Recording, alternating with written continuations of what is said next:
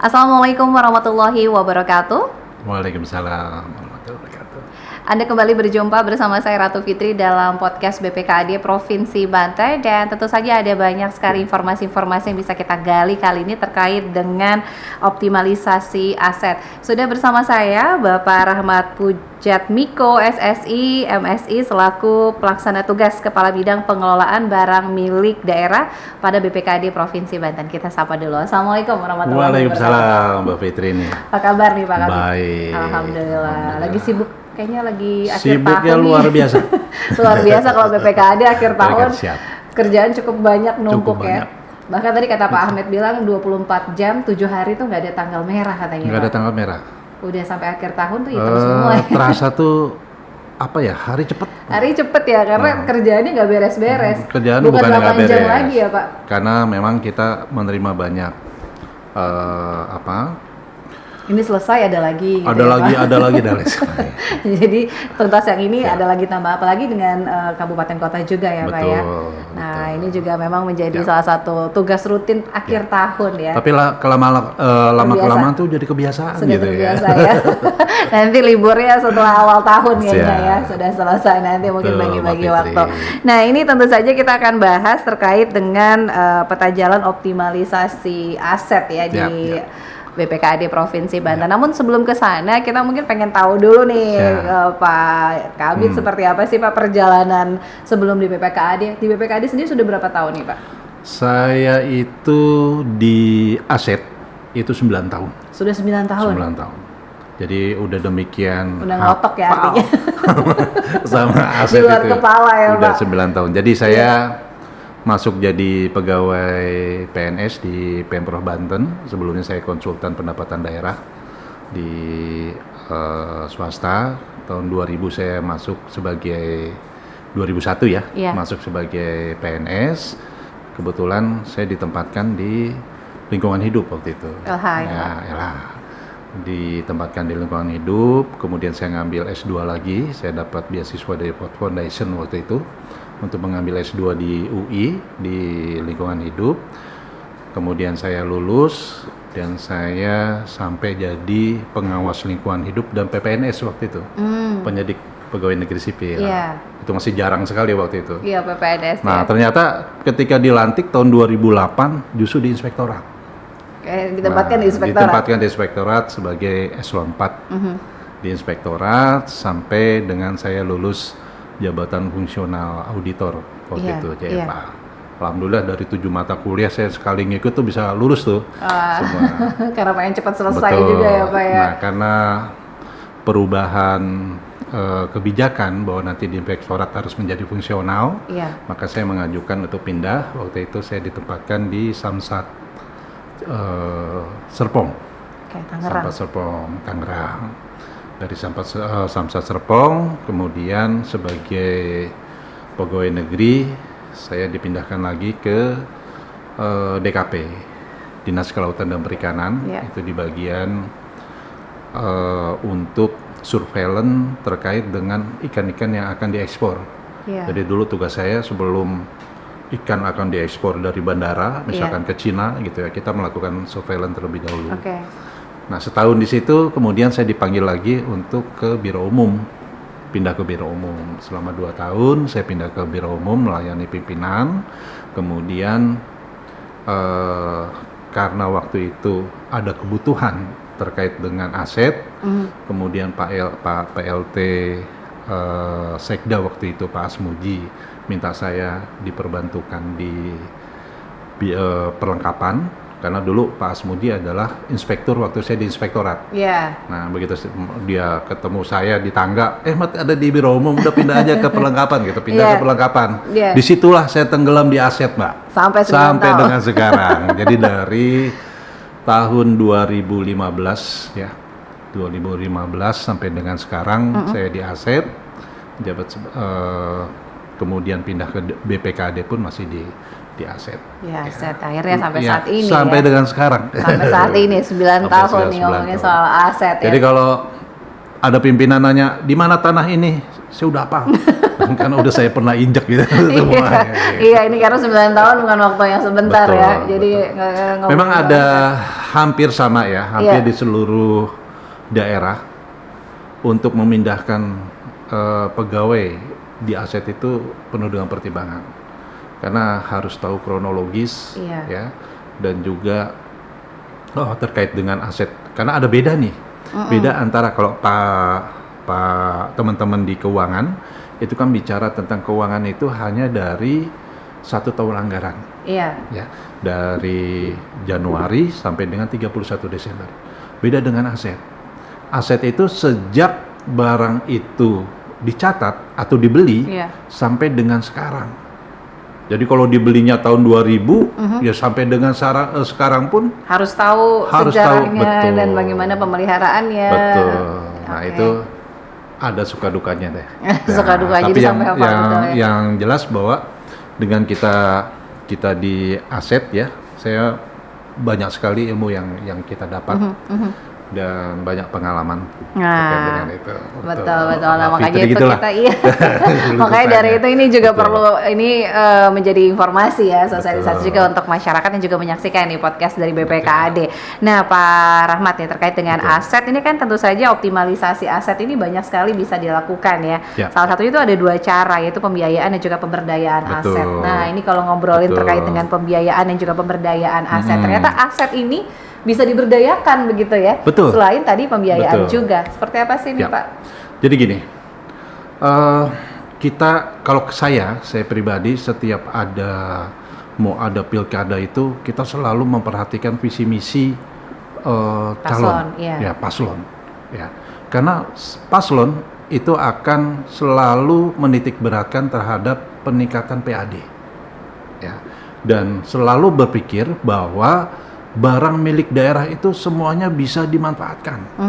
Nah, selalu berpikir begitu. Ya, kadang masyarakat awam pun berpikir bahwa barang milik daerah itu bukan sebuah ilmu gitu ya.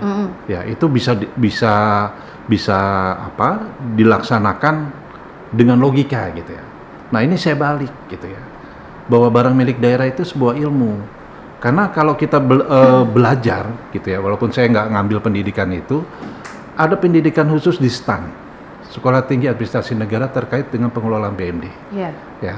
Kemudian di tingkat S2 itu ada manajemen barang milik daerah di UGM. Dan ini di UNPAD ya. Contoh misalkan Ibu Kepala BPKAD, salah satu disertasinya adalah tentang pengelolaan barang milik daerah. Jadi kalau orang berbicara bahwa barang milik daerah itu hal yang mudah, itu kebalikan. Jadi itu bisa dilaksanakan karena kita mengikuti pedoman-pedoman keilmuan. Ya. Nah, kadang-kala begini, pimpinan ya selalu beranggapan bahwa setiap barang itu bisa dimanfaatkan.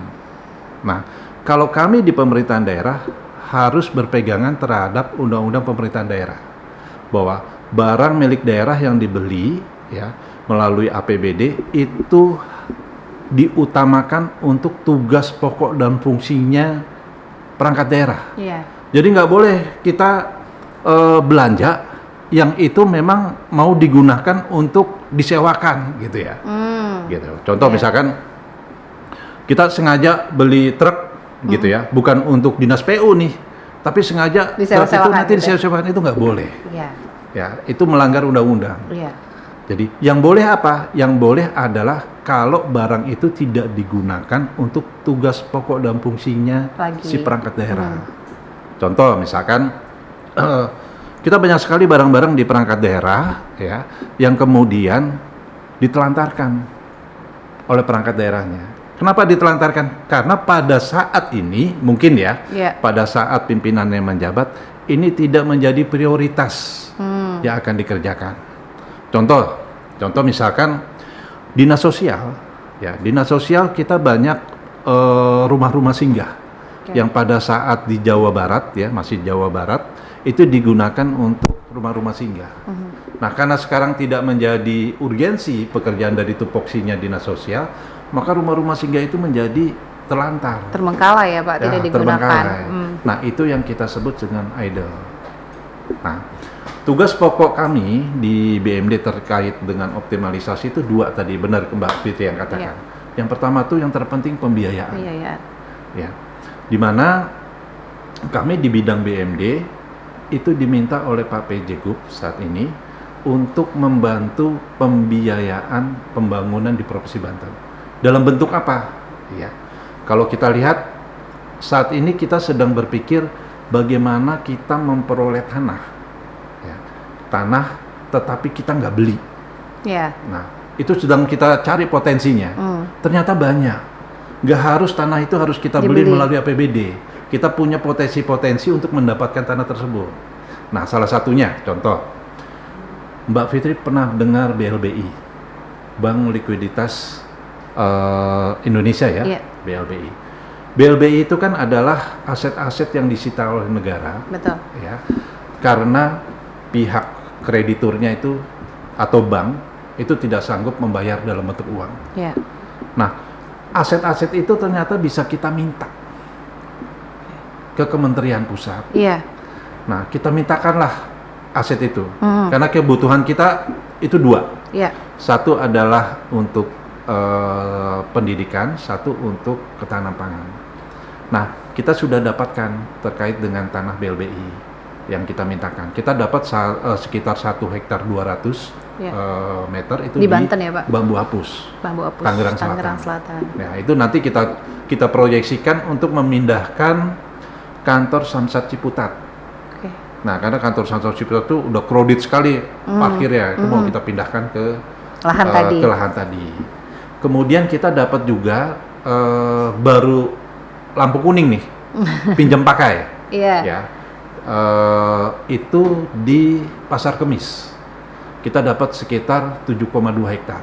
Ya. Rencana nanti mau kita kembangkan menjadi pusat pendidikan. Di situ ada SMA, SMK maupun SKH. Jadi integrasi di situ. Iya. Nah, selain dari dari yang tanah-tanah SBLBI, kita juga ternyata punya potensi untuk mendapatkan HGU yang terlantar, hak guna usaha. Iya. Jadi kalau kita lihat di Banten tuh ternyata banyak sekali perkebunan swasta yang saat itu diberikan HGU. Okay. Nah, perkebunan swasta ini banyak yang bangkrut nih. Jadi tanah-tanah HGU-nya dia terlantar. Ditinggalkan oleh si pemegang tadi. Nah, ketika HGU-nya habis, pihak pemegang HGU ini tidak minta perpanjang. Okay. Sehingga tanahnya menjadi terlantar. Nah, terhadap tanah-tanah terlantar ini sudah ada regulasi ya, badan yang dibentuk oleh pada waktu itu Presiden Pak Jokowi, namanya Bank Tanah. Iya. Jadi tanah-tanah terlantar itu yang HGU itu diambil oleh Bank Tanah. Nah, kita yang ada di Provinsi Banten itu kita mintakan. Nah, ini contoh beberapa tanah HGU ya yang coba kita mintakan, misalkan di Lebak dan di Pandeglang. Yeah. Ini by proses. Yeah. Ya. Gunanya apa? Kalau HGU itu kita minta sampai sekitar 10 sampai 100 hektar. Ya, kita ingin mengamankan kebijakan Pak PJ. Pak PJ itu ingin membentuk petani atau petani milenial. Yeah. Jadi petani yang nanti menjadi P3K ya. Oh, okay. Dibiayai oleh daerah digaji. Yeah. Tapi untuk menanam gitu. Nah, kita sediakan nih tanah-tanahnya dari HGU ini. Kita upayakan ya, walaupun kesempatan itu, peluang itu ada. Yeah. Dan kita coba. Nah, yang terakhir adalah terkait dengan fasos-fasum properti. Yeah. Kalau Mbak Fitri lihat kan perumahan itu punya kewajiban untuk menyerahkan 40% atau 30%-nya menjadi fasos-fasum dari perumahan tersebut. Yeah. Nah, kalau kita lihat sekarang ini kan pendidikan kita dengan pola zonasi itu menyebabkan masyarakat itu kesulitan yang jauh, ya, kesulitan untuk diterima di sekolah negeri. Betul. Nah, ini kita dekatkan, artinya kita mintakan kepada kabupaten kota. Kenapa kepada kabupaten kota? Karena berdasarkan peraturan Menteri PUPR terkait dengan pemukiman, fasos-fasum itu yang dikembangkan oleh developer itu diberikannya bukan pada provinsi, tetapi pada pemerintah setempat, kabupaten kota. Nah, dari kabupaten kota lah kita janjikan, kalau kabupaten kota memberikan kembali kepada kita ke provinsi, maka kita bangun di situ SMA atau SMA. Dari Vasos-Fasum yang dari tadi. Vasos-Fasum. Dan ini Pengembang. sudah terjadi. Nah, kita bangun tahun ini SMK Cisauk di Kabupaten Tangerang. Nah, dalam waktu dekat tahun depan kita bangun SMK di Ciledug. Nah, itu juga dari Vasos-Fasum. Iya. Nah, jadi BMD itu juga berperan terhadap pembiayaan. Itu yang pertama. Nah, yang kedua baru terkait dengan pemberdayaan. Pemberdayaan aset. Nah, kalau pemberdayaan itu terkait dengan aset-aset yang nggak digunakan oleh perangkat daerah ini ternyata banyak, khususnya tanah dan bangunan. Nah, apa yang kita upayakan? Kita sudah bersurat. Kita surat kepada seluruh perangkat daerah, dinas maupun badan, mana tanah dan bangunan yang tidak digunakan oleh perangkat daerah. Nah, mereka feedback nih, menyerahkan. Nah, terhadap yang sudah diserahkan itu, kita lakukan analisis terlebih dahulu. Karena kemungkinannya bisa dua. Betul-betul ini tidak digunakan oleh perangkat daerahnya, atau yang kedua, perangkat daerahnya males mendayagunakan. Sehingga kita menurunkan tim untuk melakukan on the spot ke lapangan untuk melihat ya dan menganalisis. Nah, analisis apa yang kita gunakan? Analisis yang namanya HBU, High Base Use. Artinya pemanfaatan tertinggi dan terbaik itu apa di sana. Iya. Nah, dari beberapa hasil laporan kita, nanti tanah yang kelihatannya tidak digunakan untuk tupoksi ya atau malas dia melakukan, itu kita kembalikan kepada dinasnya. Ini nggak bisa diserahkan kepada kami gitu. Yeah. Harusnya ini bisa didayagunakan oleh kalian seperti itu. Nah, ini banyak contohnya, misalkan tanah-tanah di perkebunan atau pertanian yang jauh-jauh mereka malas ngurusin lah. Nah, itu kita kembalikan lagi ya. Kita kembalikan sambil kita dari analisis kita ini bagusnya buat ini. Nah, tapi kalau yang terkait yang betul-betul nggak digunakan gitu ya, ini kita ambil ke pengelola. Ya, memang ada kebijakan ya dari beberapa daerah, misalkan di Jawa Barat, kemudian Kota Tangsel, kemudian Kabupaten Tangerang itu punya UPT pemanfaatan. Ya, jadi hal-hal sebegitu yang itu dimanfaatkan melalui UPT. Nah, di kita itu karena kita berprinsip bahwa kecil struktur besar fungsi, ya kita nggak bentuk UPT, ya. Tetapi terhadap yang idle itu kita kumpulkan di pengelola. Nah, di mana kami sebagai pembantu pengelola BMD. Jadi nanti kita ambil tanah-tanah bangunan yang idle tersebut, nanti kita lakukan pemberdayaan. Bentuknya apa sih pemberdayaannya? Misalkan itu ya. Pertanyaan selanjutnya kan mungkin seperti itu. Nah, yang jadi masalah itu apa? Yang kita ambil itu kebanyakan di atasnya berdiri bangunan yang udah rusak berat. Nah, kalau bangunannya rusak berat, kemudian kita tawarkan disewa, nggak ada orang yang mau ya. Betul. Nah, kalau Mbak Fitri pernah dengar Bu Sri Mulyani ya, bilang kan bahwa kalau di luar negeri itu asetnya yang bekerja, orangnya diem aja. Ya. Sehingga Bu Sri Mulyani itu membentuk Elman, Lembaga Manajemen Aset Negara. Jadi yang rusak-rusak, yang idle itu diserahkan kepada Elman, ya. Kemudian Elman merekonstruksi bangunan yang ada di atas tanahnya. Nah, kita mau niru tuh, ya dengan pola-pola Elman. Maka nanti di tanah-tanah yang sudah kita ambil di pengelola itu, nanti akan kita lakukan analisis terhadap bangunannya. Bangunannya ini masih layak atau tidak layak. Nah, kalau bangunannya tidak layak, maka ini akan kita rubuhkan. Ya, kita rubuhkan dalam arti akan kita lakukan penghapusan bangunan. Nah, terhadap bangunan yang udah dihapuskan itu nanti kita lelang bangunannya. Nah, jadi lebih ternyata investor atau pihak ketiga itu lebih senang nggak ada bangunannya dibanding ada bangunan. Jadi tanah kosong aja. Betul, gitu ya. Tanah kosong. Nah, terhadap tanah-tanah kosong, tanah-tanah yang sudah ready, Nah, itu nanti akan kita promosikan. Nah, kita sudah kerjasama dengan Elman, ya, Lembaga Manajemen Aset Negara. Di sana ada yang namanya platform Aisyah.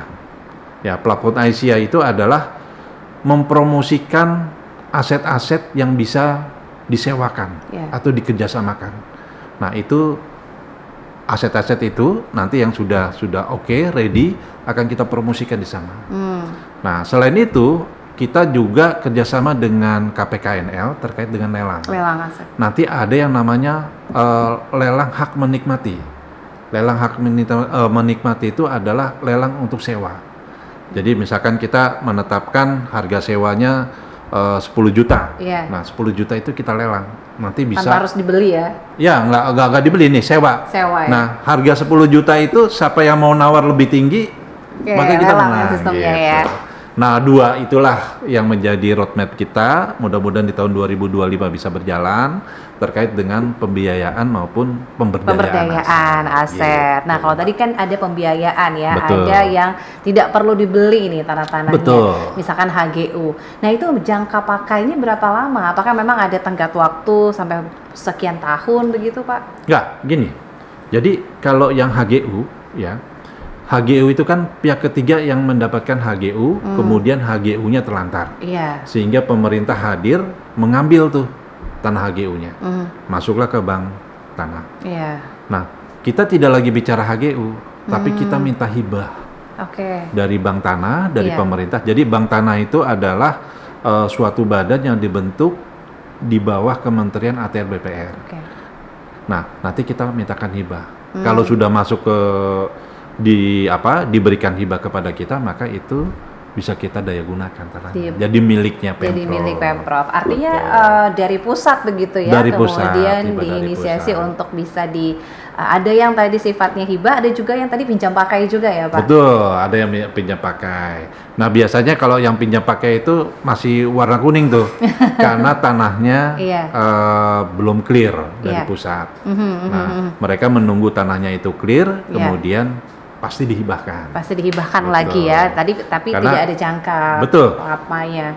Karena menjadi PR-nya Kementerian Keuangan, ya, terkait dengan tanah-tanah yang edel di mereka.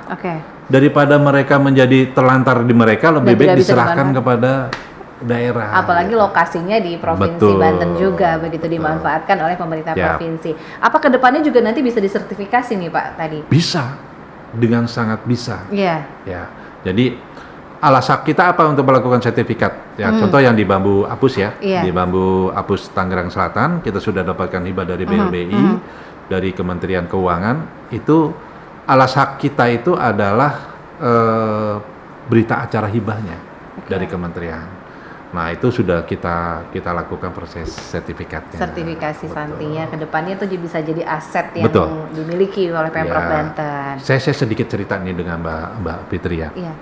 Jadi Mbak Fitri ya, mana sih tanah-tanah yang bisa kita manfaatkan? Iya. Ya, manfaatkan artinya bagaimana tanah yang tadi telantar tersebut atau idle tersebut bisa menghasilkan uang.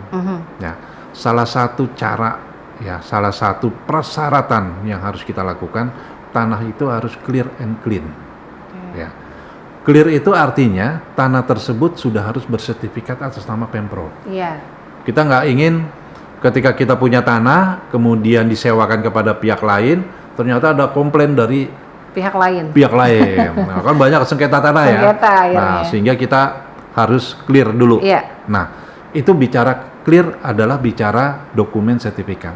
Kalau bicara clean, itu artinya tidak ada orang atau pihak lain yang menguasai tanah itu.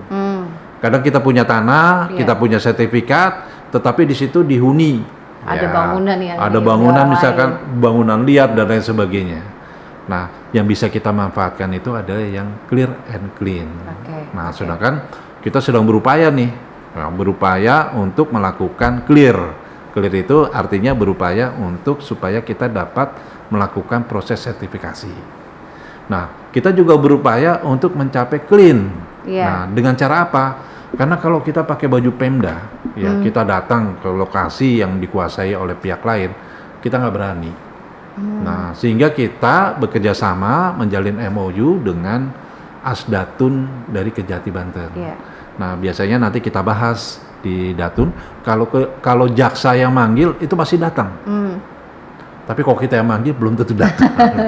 Nah, kalau udah datang nanti kita clearkan kenapa Bapak menghuni dan lain sebagainya. Nah, itu biasanya Akan selesai. ada mediasi atau mediatornya dulu Betul. dari pihak Datun begitu ya. Betul. Karena memang tadi legalitas ini penting Betul. sekali agar nanti ke depan saat ini ataupun juga jangka panjang tidak terjadi sengketa begitu Betul. ya terkait dengan aset tadi. Ya.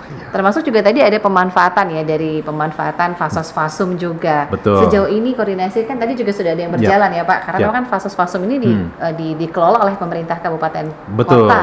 betul. Apakah juga ada kesulitan atau seperti apa mungkin, ataukah memang sudah koordinasi dengan pihak kabupaten kota sendiri? Kalau bicara sulit sekali. Ya, sulit sekali. Karena begini, yang namanya apalagi fasum yang berasal dari properti ya, Iya, dari pengembang. Biasanya gini, ketika akan ditunjuk penetapan lokasi untuk dibangun sebuah perumahan, Iya, itu ada rencana detail tata ruangnya. iya, Di situ sudah ditetapkan, misalkan 40% adalah ruang terbuka hijau untuk fasum, 60%-nya bisa dibangun. iya.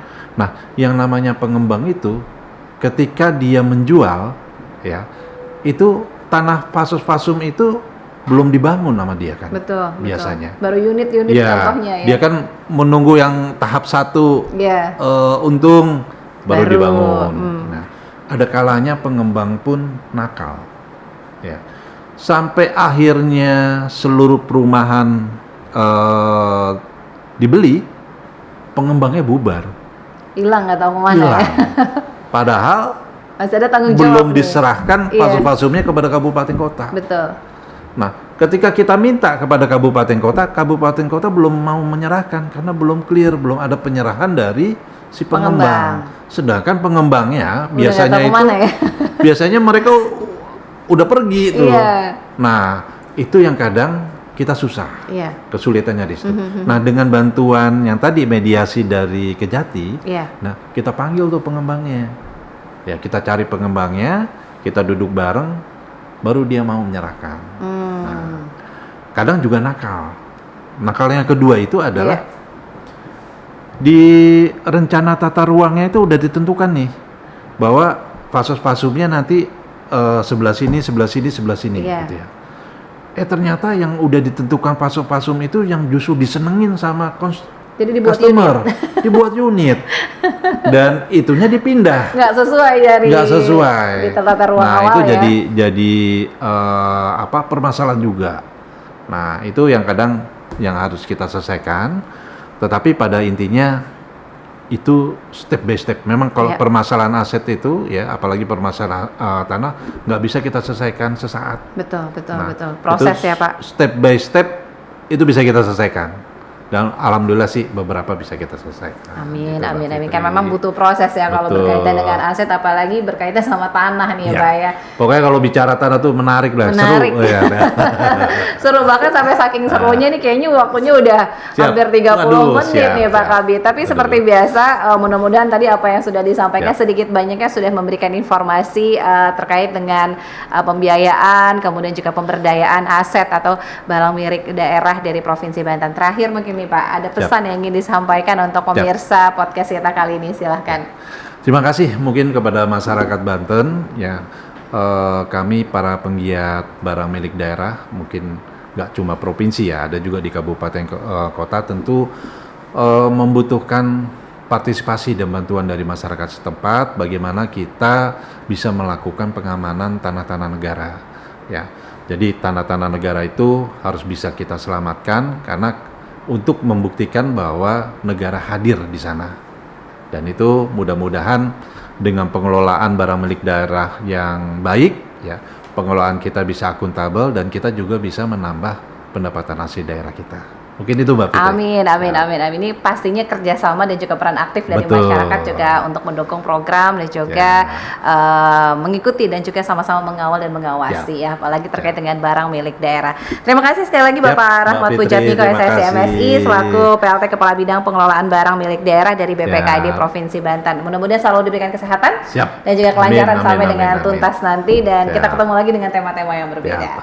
Dan pemirsa, tuntas sudah kebersamaan kita pada Banten podcast kali ini, podcast BPKAD Provinsi Banten. Terima kasih sudah menyaksikan, mudah-mudahan bermanfaat juga untuk kita semua. Jangan lupa untuk di follow, komen, like, dan subscribe dari YouTube channel ya BPKAD Provinsi Banten. Saya Ratu Fitri pamit, wassalamualaikum warahmatullahi wabarakatuh.